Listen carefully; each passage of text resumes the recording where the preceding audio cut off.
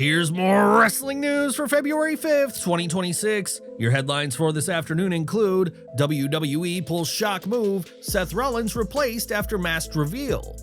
Where does Britt Baker stand in AEW? Tony Khan responds. CM Punk says WWE needed change beyond Vince McMahon. Joe Hendry responds to backlash following NXT Championship win. Star shares emotional message after TNA firing angle, and more. The identity of the masked attacker may have already leaked online, but as always in WWE, things might not be that simple. According to a new update from Bodyslam.net, also echoed on the High Spots podcast on X, the man under the mask in Riyadh was reportedly Grayson Waller. The report claims Waller had been pulled from NXT live events so he could travel to Saudi Arabia, as WWE needed someone with a similar build to Seth Rollins to make the attack believable on camera.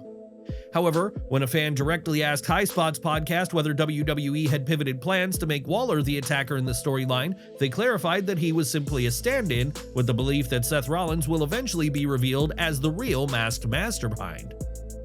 But here's the bigger question: will WWE really make it that obvious? On the surface, Rollins being behind the attack makes sense. In kayfabe, he has every reason to go after the Vision, and especially Bron Breakker. The group's actions were positioned as the reason Rollins is no longer on television. A revenge arc practically writes itself. That said, WWE rarely telegraphs long-term twists this cleanly. As we previously discussed, a far more layered direction would be for Paul Heyman to be revealed as the true mastermind. The mask theory could serve a deeper purpose to remove Breakker from the Vision and ultimately turn Breakker babyface heading into WrestleMania 42. A similar direction was hinted at on Raw, where Adam Pearce planted seeds of doubt by referencing Austin Theory as a past masked example. So instead of Rollins, imagine the attacker being revealed as Finn Balor, who also has issues with Pearce, aligning himself with the Vision and strengthening Heyman's control over the faction. Let's not forget, Bron Breakker was the one who betrayed Seth Rollins and attacked him. With Breakker now out of the Vision, when Rollins eventually returns, WWE would have to address that first. That moment is the foundation of this entire storyline. So as mentioned before, the end goal would be to make Breakker the babyface, while at the same time establishing a trust factor between Rollins and Breakker, allowing them to unite against their common enemy, the Vision. WWE could tell a layered story where Rollins and Breakker are forced into uneasy cooperation. Despite their personal issues, Breakker could make the save when Rollins is attacked, and later Rollins could return the favor. That reluctant mutual respect would allow their alliance to grow naturally, built on necessity first, trust second, rather than feeling rushed or forced. A feud involving Rollins, Breakker, and possibly LA Knight against Heyman's faction would be fresh storytelling for the fans. The bigger WrestleMania question becomes, does this turn into a multi-man war, or does WWE break it into singles programs to maximize spotlight time? How do you like this approach? Do you think WWE goes with the obvious Rollins reveal, or is Heyman playing chess while everyone else is playing checkers? Enjoying the video? A quick like goes a long way in helping us grow and deliver more wrestling news you care about. Britt Baker's absence from AEW television has stretched past the 1-year mark, but according to Tony Khan, her story with the company isn't finished. Speaking on the Battleground podcast, the AEW president was asked directly about Baker's status and whether fans should expect her return.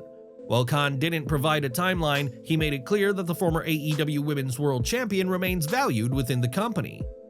"I really do like Britt a lot," Khan said. "There's so many exciting things happening in the women's division, and Britt's somebody I really like and respect a lot.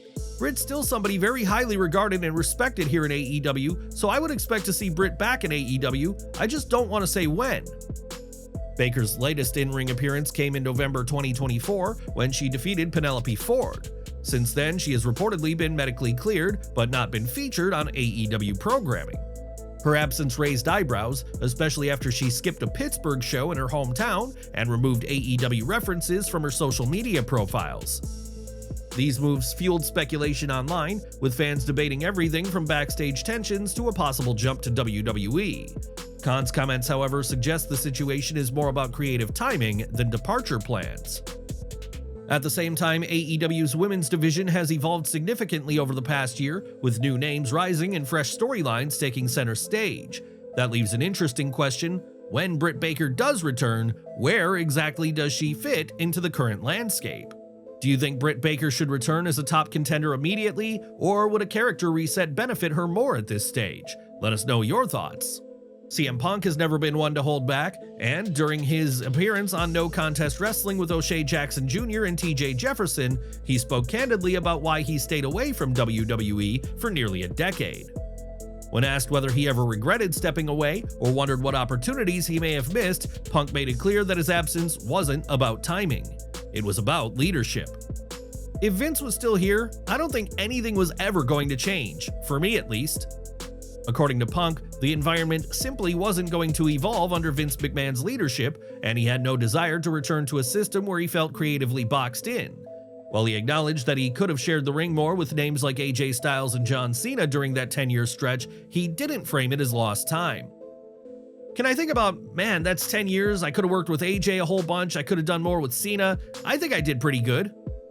Punk then shifted the conversation toward Roman Reigns, drawing a pointed comparison between his own hiatus and Reigns' reduced schedule over the last 2 years. Tribal Chief says he graciously scaled back for 2 years, well, I graciously stepped back for 10, and it took him that long to become the superstar that he is, so I got no regrets. Despite the criticism, Punk emphasized that his legacy was secure regardless of a comeback. If I never came back to wrestling, I still think I had a pretty solid career. With Vince McMahon no longer running WWE and a new creative structure in place, Punk's comments reignite the debate about whether the company truly changed for the better after the leadership shift. Do you think WWE evolved creatively after Vince stepped down, or would things have improved regardless? Sound off in the comments below. Fresh off capturing his first WWE Championship in a brutal 7-man ladder match, Joe Hendry isn't celebrating without reflection. Instead, he's looking back at the criticism that followed him for years. Speaking on Busted Open After Dark, Hendry opened up about the doubts surrounding everything from his physique to his promo ability, and how some of those critiques hit close to home. At this level, you deal with a lot of criticism. Sometimes, the criticism that hurts the most is what's actually true. That happens all the time in your career. There have been times when people say, maybe Joe Hendry could have a better physique, maybe Joe could have a more unique look, maybe his promos could be better, maybe his matches could be better and longer. You hear all of that throughout your career. But instead of pushing back, Hendry embraced it. He explained that critics often assume they're judging a finished product, when in reality, he sees himself as a work in progress. The reason I actually get a kick out of it is because when people criticize me, they think they're criticizing the finished product, but I'm evolving every single day. I'm not afraid to get in there. I do rolls every day, I do drills as fast as we can possibly do them, I push myself, and I'm happy to do that every day. For Hendry, the title isn't just gold, it represents sacrifice. He described the last 8 months working full-time at the WWE Performance Center as physically and mentally demanding. Choosing to commit to WWE and NXT came with pressure, frustration, and moments where progress felt slow. In life, we have different goals and challenges. This championship means so much to me. It represents what the last 8 months here full-time at the Performance Center mean to me, and I made the choice to come to WWE and join NXT. There were days when it was so tough, and I was frustrated and wanted to progress, then things started to click. Now Hendry believes the conversation has shifted. For the last couple of years, it was about telling the world who Joe Hendry is. Now the journey has been about stepping up as a championship caliber athlete who can go to the very top of the business. To have that goal realized by winning this championship, one that has been held by some of the most prestigious names in the business, I'm so honored to represent this brand. Joe Hendry has turned doubt into fuel, and now he's carrying the NXT championship with something to prove. Do you think Hendry is ready for a defining title reign, or is the real test just beginning? Sound off in the comments. After reacting with a short, emotional tweet following the Feast or Fired pink slip angle on the January 29th episode of Impact, Steve Maclin has now returned to social media with something far more personal. The pink slip briefcase signaled his exit from the company on television, but fans have been split on whether it's strictly storyline or something more permanent. On February 4th, Maclin posted a heartfelt message thanking the people behind the scenes, specifically calling out Santino Marella and TNA for allowing him the chance to properly say goodbye. One of the most bittersweet parts of this industry is that the people you work with you see more than your family, so they become your family. I want to thank Santino Marella and TNA for allowing me to say my goodbyes properly. #Maclin.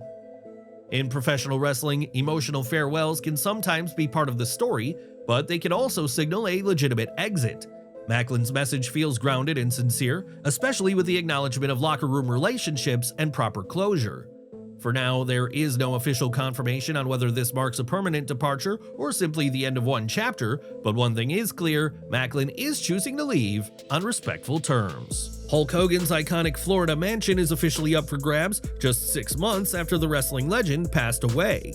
According to TMZ Sports, on January 30th, 2026, the late Hall of Famer's Clearwater Beach home has been listed for $10,989,000. The beachfront estate was Hogan's primary residence in his final years and the location where he suffered his medical emergency prior to his passing on July 24, 2025. The 5,400 square foot property is built for luxury living. It features 5 bedrooms, 5.5 bathrooms, and a sprawling 1,000 square foot primary suite complete with a private sitting area, a terrace overlooking the Gulf. Positioned directly on the sand, the estate blends privacy with panoramic ocean views, very much in line with the larger-than-life persona Hogan has carried throughout his career.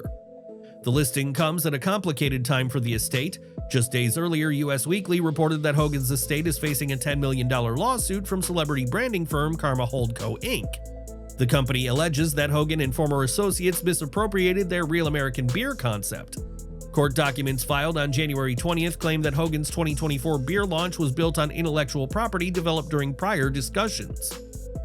As a direct and proximate result of defendants' breaches, Karma has suffered damages in an amount to be proven at trial, but at least $10 million, the lawsuit states. Hogan's representatives have firmly denied the claims, calling the case meritless and stating that Karma never developed or contracted for a beer and had no agreement with Hogan and owned no beer-related trade secrets.